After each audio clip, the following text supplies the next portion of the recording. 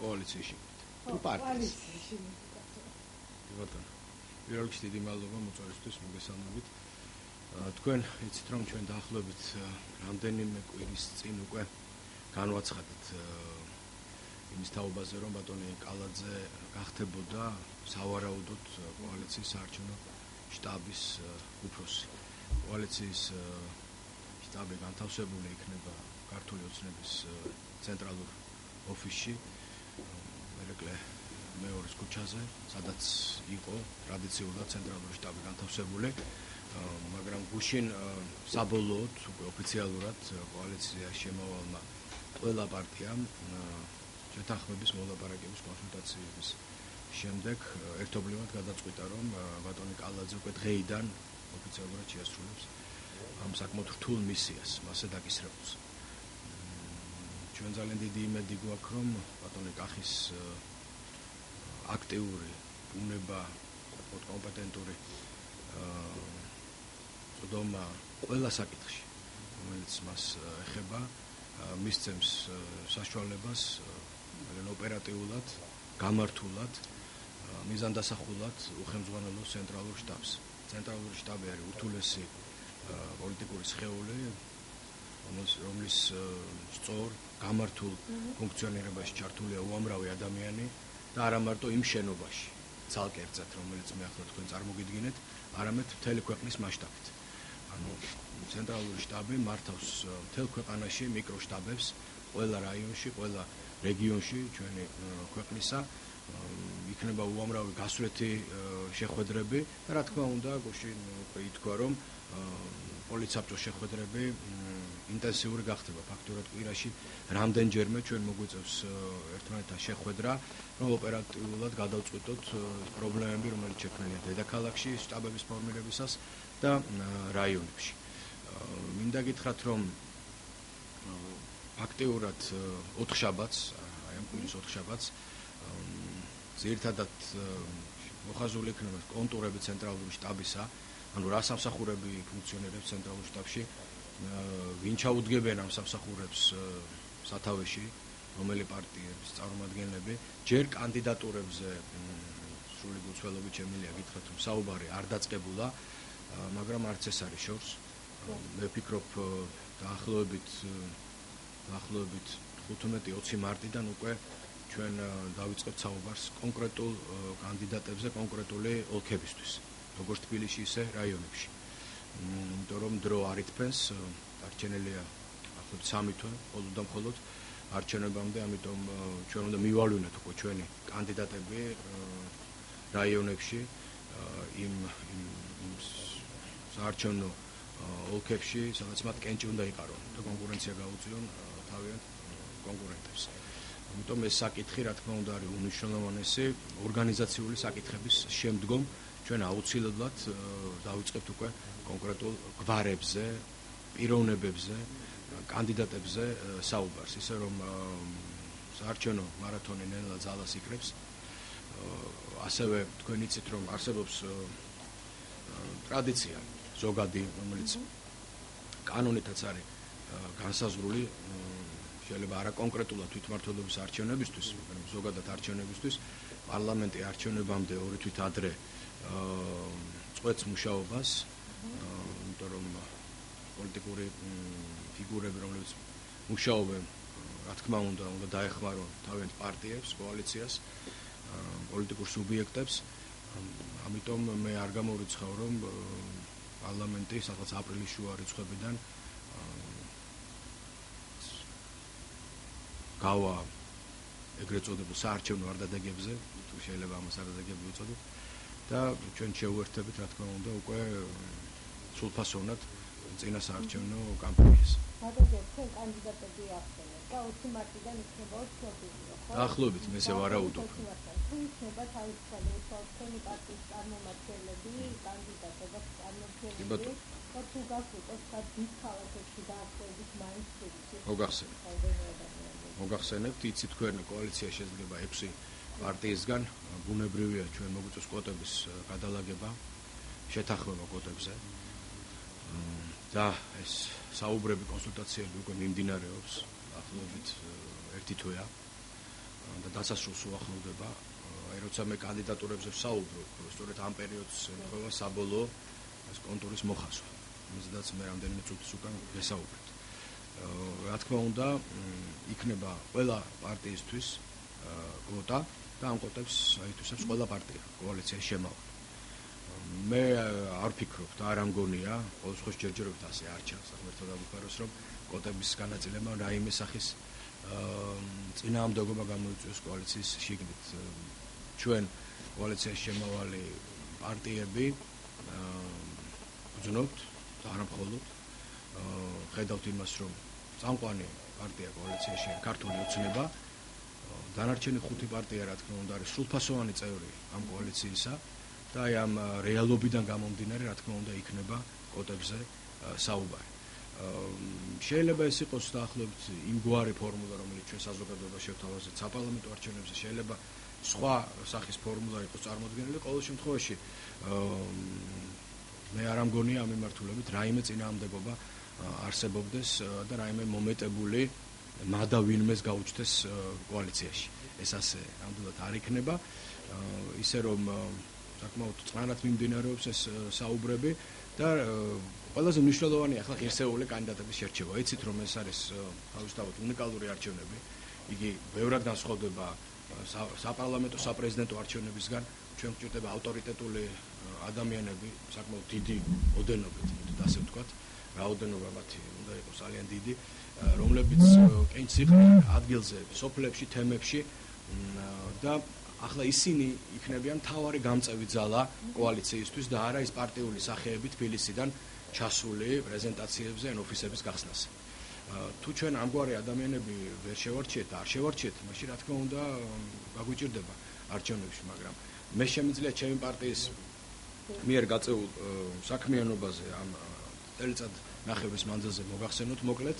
მთელი ეს წელი ჩვენ ამგვარი ადამიანების შერჩევას პარტიის წიაღიდან იცით რომ თავისუფალმა დემოკრატებმა აღნიშნეს რამდენიმე დღის უკან 5 წლის თავით დაარსების დღიდან ჩვენ როცა დავასრულებთ არჩევნებს ივნისის ბოლოს გვექნება ყრილობა, საკმაოდ დიდი ყრილობა, რომელიც შეაჯამებს ჩვენ მოღვაწეობას, 5 წლიან მოღვაწეობას. იქამდე გავაკეთებთ ყველაფერს იმისთვის, რომ პარტიამაც, კოალიციამაც ძალიან დიდ წარმატებას მიაღწიოს ადგილობრივი თვითმმართველობის არჩევნებში. სიმართლე გითხრათ, ჩვენ ფაქტიურად უკვე შერჩეული ყავს იმ კვოტებში, რაც ჩვენ წარმოგედგინება კანდიდატები ადგილობრივი თვითმმართველობის არჩევნებზე. ამას პარტია მოანდომა უკანასკნელი 1 თვე ინტენსიური მუშაობის არა მხოლოდ თბილისში, არამედ რეგიონებში. მე მაგალითად შევხვდი 12-ვე რაიონის ქუთაისის წარმომადგენელს იმერეთში და ასე ჩემი კოლეგები დღესაც როცა მე თქვენ გესაუბრებით ცენტრალურ ოფისში კახეთის რეგიონის წარმომადგენლები არიან მოგზაურნებულები შესაბამისად გამგეობის წევრებთან შესახვედრად ვარჩევთ ყველა იმ ადამიანს ვინც შეიძლება ჩვენ ამ სამომავლო ბრძოლაში გამოგვადგეს მათი აბსოლუტური უმრავლესობა. შემიძლია სრული პასუხისმგებლობით გითხრათ 95% არიან ის ადამიანები, რომლებიც ჩვენ 5 წელი მოყვებიან, რომლებმაც ნაბიჯი უკან არ გადადგეს, რომელთა ბეჭებზე გადაიარა საშინელმა პოლიტიკურმა რეპრესიებმა, წნეხმა, ბრძოლა გამოვლელი სანდო ადამიანები, ბატონები და ქალბატონები, რა თქმა უნდა, იქნებიან თავისუფალი დემოკრატების წარმომადგენლები კოალიციის სახელით ამ ადგილობრივ თვითმმართველობის არჩევნებში და მე მინდა სრული გულწრფელობით გითხრათ, რომ ჩვენ კარგი კადრები გვყავს შერჩეული, ბრძოლისუნარიანი ხალხი, წესიერი, პატიოსანი საზოგადოება, პროფესიონალი თავისი საქმის, რომლებიც დარწმუნებული ვარ, თუ გაიმარჯვებენ, ღირსეულად წარმოადგენენ შემდგომ საკრებულოებში თავიანთ სოფლებს, თემებს, დაბებს, ქალაქებს. მე მაქვს ინფორმაცია, რომ სხვა პარტიებიც ამგვარად მუშაობენ და ეს ძალიან კარგია და შემდეგ უკვე ერთიანი სია შეჯერდება. აი სტრატეგია თვითონ სიის ფორმირების როგორი იქნება, ანუ ნუმერაცია, რიგითობა, აი ეს გადაწყდება მე გითხარით, აი მარტის თვის მანძილზე, ან 20 მარტამდე, ან 20 მარტის შემდეგ. უბრალოდ იცით თქვენ რომ საარჩევნო ვადები საკმაოდ შეზღუდულია ისედაც, ბევრი რამ ჩვენ არჩევნებამდე 45 დღით ადრე უნდა მოვახერხოთ, 2 თვით ადრე უნდა მოვახერხოთ. ბატონმა პრეზიდენტმა განაცხადა რომ 15 ივნისს გაიმართება არჩევნები, მას აქტი არ გამოუცია სამართლებრივი აქტი, მაგრამ ფაქტიურად განაცხადა რომ 15 ივნისი არის ეს უკანასკნელი თარიღი არჩევნების გამართვას არის ძალიან კარგი. და აღარ იქნება შეცვლილი ეს. და იცით თქვენ წინა პერიოდში ნაციონალური მოძრაობის დროს მოულოდნელად თავს დაგვეცემოდა ხოლმე ჩვენ თარიღი არჩევნების, ან ბატონი სააკაშვილი გახსოვთ აგერ უკანასკნელი საპრეზიდენტო არჩევნები ბოლო წუთამდე არ ნიშნავდა და მე თარიღით შეეშალა, გახსოვთ ასევე, ხო? და მე შეიცვალა ეს თარიღი. ისე რომ აქ არც შეგნებული, არც შეუგნებელი ნაბიჯები არ იქნება გადადგმული, ადვილად პროგნოზირებადია 15 ივნისი. ეს უკვე იცის ყველამ თითქმის ერთი თვეა. ბატონია, კოალიციის თექნიკური პროცესის შემდეგ აკეთა განცხადებები, რომ ქართული ეთნობა არ აპირებს უპასუხოს ნაციონალური მოძრაობის გრაფიკებს. დიახ. ძალიან ბევრი სხვადასხვა ბრალდებები იქნება ხოლმე თქვენი ოპონენტების მხრიდან. ეს წინასაარჩევნო პერიოდთან არის კავშირში, თუ ანუ რატომ მიიღეთ ეს გადაწყვეტილება? იცით რა არის, ამ ადამიანებს უბრალოდ სხვა არაფერი არ დარჩენიათ, რომ იყბედონ ბევრი, გავრცელონ სიცრუე, ტალახი ესროლონ ოპონენტებს. ეს მათი საქმეა, როგორც ჩანს. ტალახის შემგროვებლები არიან ეს ადამიანები. იყვნენ ასეთები და დარჩენ ასეთებით.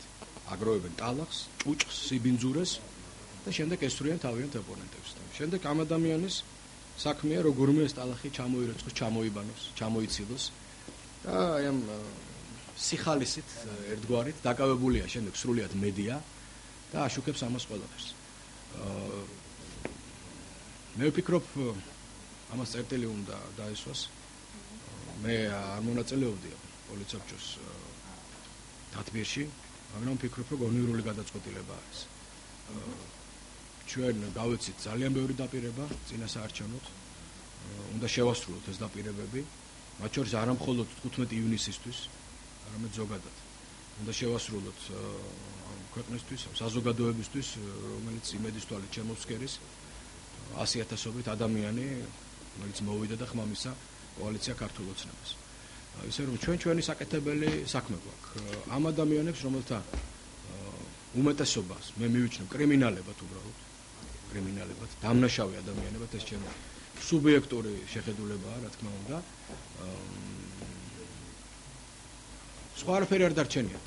როგორმე თავი აიცილონ პასუხისმგებლობისგან, როგორმე აქეთ მოგდონ შარი, როგორმე აქეთ დაგავდანაშაულონ უკეთურობაში და თვითონ იყვნენ დაკავებული უკეთურობის კეთებით მთელი 10 წლის მანძილზე. ეს იცის ქართულმა საზოგადოებამ ძალიან კარგად. ამიტომ მიღებული იყო სწორედ ამგვარი გადაწყვეტილება. ჩვენ მივხედავთ საქართველოს, ისინი მიხედავენ თავის თავს, რომ როგორმე ციხეში არ ჩაჯდება. აი ეს არის.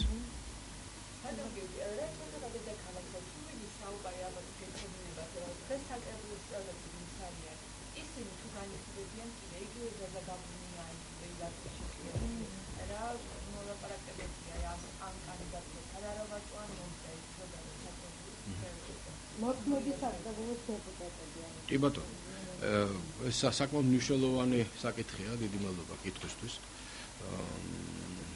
მნიშვნელოვანი, მტკივნეულიც. რა თქმა უნდა, კოალიციაში იქნება ამაზე საუბარი, უდაოდ. კოალიციაში შემავალ პარტიებსაც თავიანთი მოსაზრებები ექნებათ. იცით თქვენ, რომ საკრებულოში თითებზე ჩამოსათვლელი ადამიანები იყვნენ 2010 წლის ადგილობრივი თვითმმართველობის არჩევნების შედეგად ოპოზიციიდან წარმოდგენილები. ჩვენ მაგალითად თავიდანვე ფრაქცია ჰქონდა შექმნილი, თავისუფალ დემოკრატებს ფრაქცია დღესაც არსებობს. ყავს რამდენიმე წარმომადგენელი, 3 წარმომადგენელი საკრებულოში. ასევე ყავთ სხვა ჩვენ კოლეგებს კოალიციიდან. ახლა პოლიტიკური ლანდშაფტი, ასე ვთქვათ, საკრებულოში ძალიან შეცვლილია. ნაციონალური მოძრაობა საკრებულოში დაიშალა, ძალიან ბევრი ადამიანი გამოვიდა ფრაქციიდან, მათ შექმნეს თავიანთი დამოუკიდებელი ფრაქციები. მე ამას ცუც არც თავში არც ბოლოში არ ხედავდა, ვერ დავინახავ ვერანაირად. ეს მათი თავისუფალი ნების გამოხატულება იყო. გახსოვთ თქვენ უამრავი ინსინუაცია იყო, რომ ამ ადამიანებს აძალებენ და ასე შემდეგ და ასე შემდეგ. როგორც ნახეთ, ეს ყველაფერი საპნის ბუშტი იყო, უბრალოდ უგულავას, რომელიც არის ხაზინის ქურდი, არაჩვეულებრივი, იმიტომ რომ 70 მილიონი თუ 50 მილიონი აქვს მოპარული თბილისელებისთვის, ეს რაც უმტკიცდება და რაც დავინახეთ გამოძიების შედეგად. უგულავა ანიკურ შიში ჩავარდნილი ყველაფერს აკეთებდა იმისთვის, რომ როგორმე განსაკუთრებით ქვეყნის ფარგლებს გარეთ წარმოეჩინა სურათი ისე თითქოს ქართული ოცნებას დევნის საკრებულოს წევრებს, ავიწროებს მათ, აიძულებს დატოვონ ნაციონალური მოძრაობა და შემდეგ თქვენ მოისმინეთ უამრავი ბრალდება ყოფილი წევრებისგან თავიანთ თანაგუნდელებზე. ამიტომ მე არ ჩაუღრმავდები ამ ურთიერთ წარსულის რაღაც ურთიერთდაპირისპირებასაც ნაკლებად საინტერესოა საზოგადოებისთვის. მნიშვნელოვანი იქნება, რა თქმა უნდა, საუბრები ამ თემაზე. აბედი ეწევათ ამ ადამიანებს მათ პოლიტიკურ კარიერას, როგორ სად დაიდებენ ნავსაყუდელს. მე ახლა ამ კითხვაზე პასუხი ნამდვილად არ მაქვს ჯერჯერობით.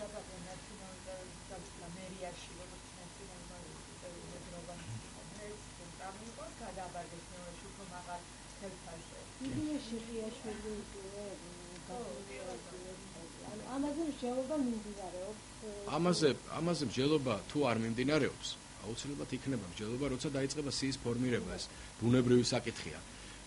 მე გულწრფელად გეუბნებით ვაფასებ ამ ადამიანების ძალისხმევას, რაც უკანასკნელი წელიწად ნახევარში მათ გასწიეს, თუნდაც ამ ბიუჯეტის ფორმირების პროცესში. თბილისის მერიის ნამდვილად გეუბნებით ყოველგვარი რაღაცა ცრუ პათეტიკის გარეშე. ის რაც ჩვენ საბოლოოდ მივიღეთ, მე მგონი სწორედ ასეთი ბიუჯეტი უნდა ჰქონოდა თბილისი და არა ისეთი, როგორც მანამდე შემოიტანა არაერთხელ მერიამ. და უნდა მივეჩვიოთ ზოგადად, რომ თბილისის მმართველობა, ეს არის პირველ რიგში სამეურნეო, როგორ გითხრათ, საქმიანობით დაკავებულ ადამიანთა ერთობა, რომლებიც ჩვენი თბილისელი მოქალაქეების საყოფაცხოვრებო პრობლემების გადაჭრაზე უნდა ზრუნავდეს და არა პარტიების, კოალიციების, ბლოკების, აქტივისტების კეთილდღეობაზე, ხვდებით? და კეთილდღეობაზე რო ზრუნავდა ნაციონალური მოძრაობა, მე მგონი გახსოვთ, ხო? ფურშეტები ვისი ფულით ფინანსდებოდა, აქტივისტები სად იყვნენ, მომღერლები რო ალპინისტები იყვნენ, მეზოვე ალპინისტები, გახსოვთ, ხო? აღარ დავასახელებ ახლა მომღერლებს. ხო, მე ზოგიერთი შორს არის სინამდვილისგან, მაგრამ ზოგიერთი ცნობადი სახე საზოგადოებრივ მაუწყებელზე პტს-ის მძღოლათაც მოგვევლინა. გახსოვთ, ხო? ამიტომ ხა ესეთ რაღაცას უნდა დაუკვირდეთ ხოლმე.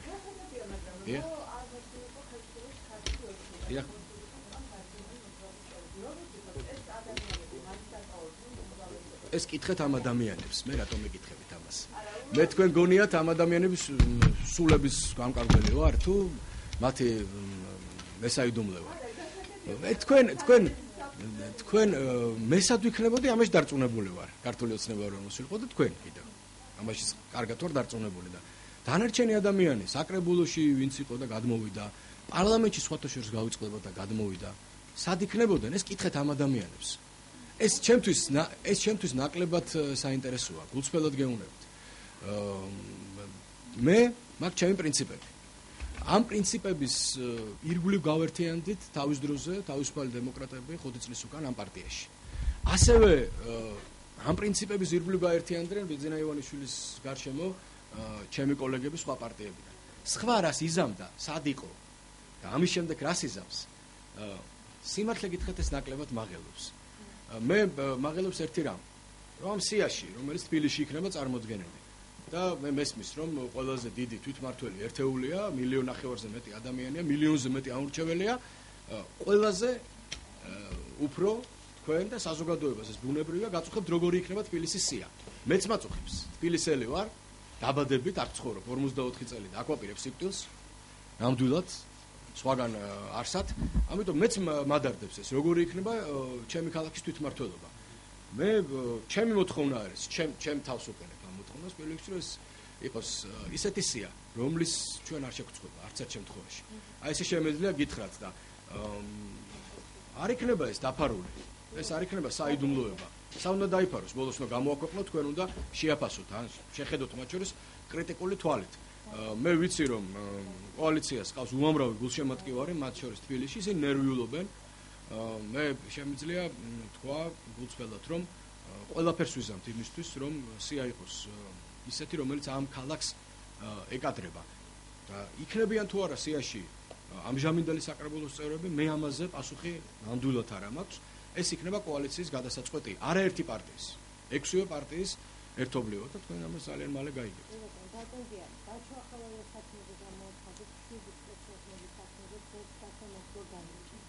გამოაცხადეს უკვე თუ გამოაცხადეს?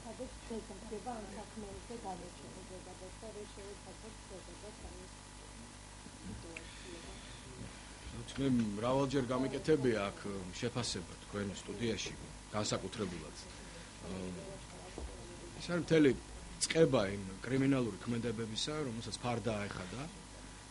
მე ვფიქრობ, კიდევ ბევრ რამეს აეხდება ამ ქვეყანაში ფარდა.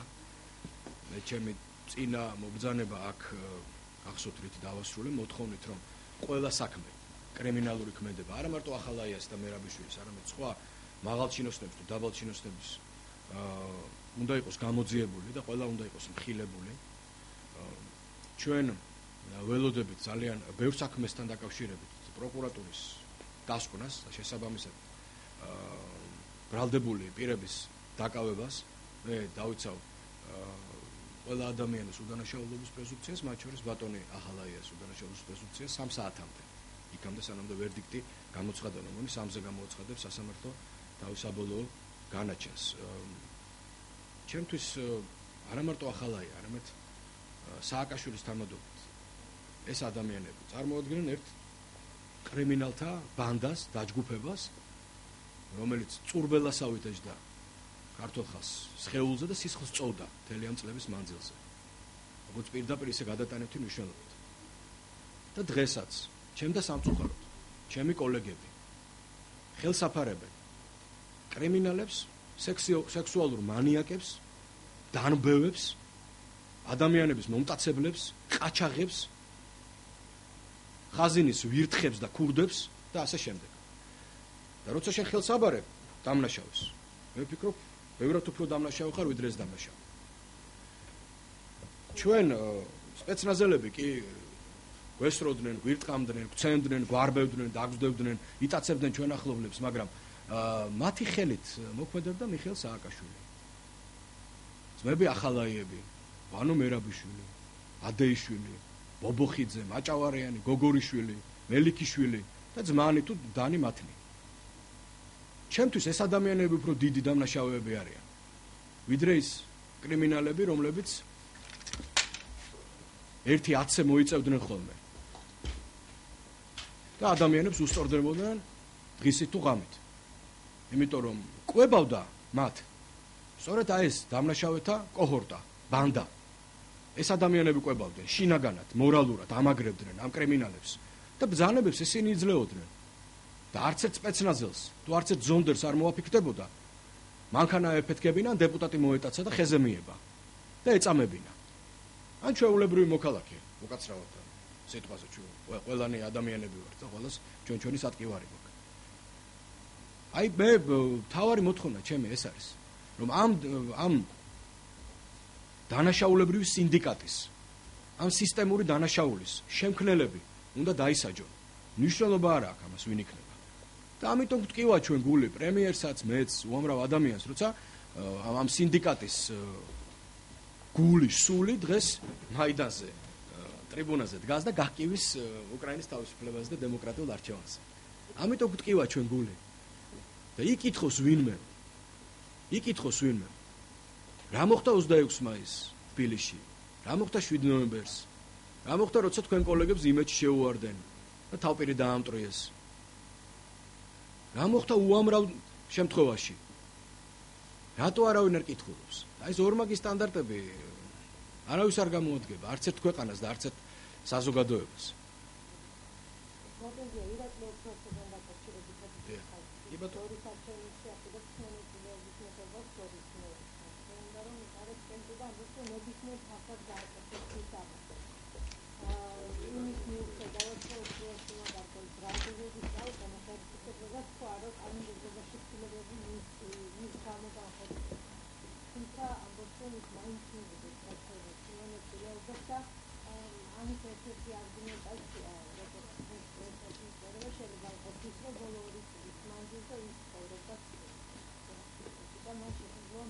საცხოვრობდა უკაცრავად? არ ვიცი. მეც ხინვალში ბატონო ოქრაშვილი არ მიხავს. აკობება. რაც შეეხება ამგვარ განცხადებებს, არა მარტო ბატონო ოქრაშვილის, არ ჭირდება დღეს კოალიციას არასგზით, არაფრის ფასად ამგვარი ხელოვნური ჩანაწერების გაჩენა კანონმდებლობაში, განსაკუთრებით საარჩევნო კოდექსში. მე მგონი ის ბოლო საუბრებიც ეგრეთ წოდებულ საარჩევნო დისკრიმინაციასთან დაკავშირებით და ბუნდოვნებებთან დაკავშირებით და პოლიტიკურ რისკებთან დაკავშირებით დასრულდა მას შემდეგ, რაც ჩვენ დაახლოებით 2 კვირის უკან გამოცხადებთ, რომ 50%-იანი ბარიერი იქნება საჭირო იმისთვის, რომ ავირჩიოთ მერები და გამგებლები თვითმმართველ ერთეულებში. ჩვენ ეს თამასა ავწიეთ ამ სიმაღლეზე ჩვენთვის პირველ რიგში, რა თქმა უნდა. მე მგონი აქ ყველანაირი ინსინუაცია, სპეკულაცია ამ თემებთან დაკავშირებით უნდა დასრულდეს. ჩვენ ვდგავართ ევროპის კარიბჭესთან. არავინ ჭკუად ყოფილი ადამიანი ახლა ხელისუფლებაში არც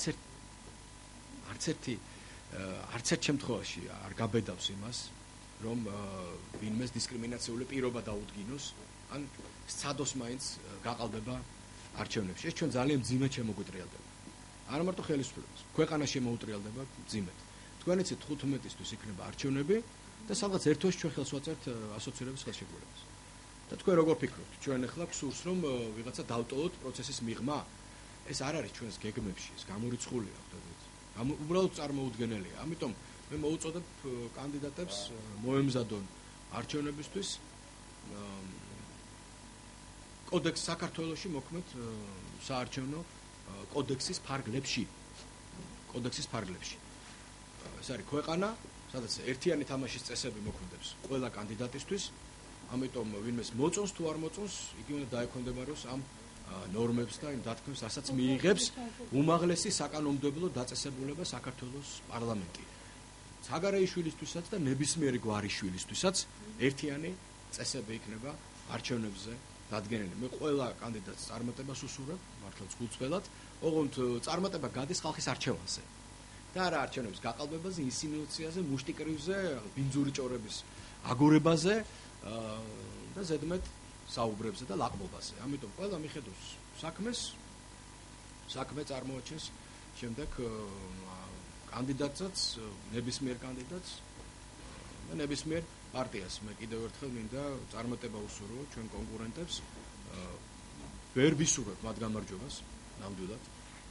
მაგრამ არავინ მათ ხელს არ შეუშლის, რომ თვითრეალიზაცია მოახდინონ არჩევნებში.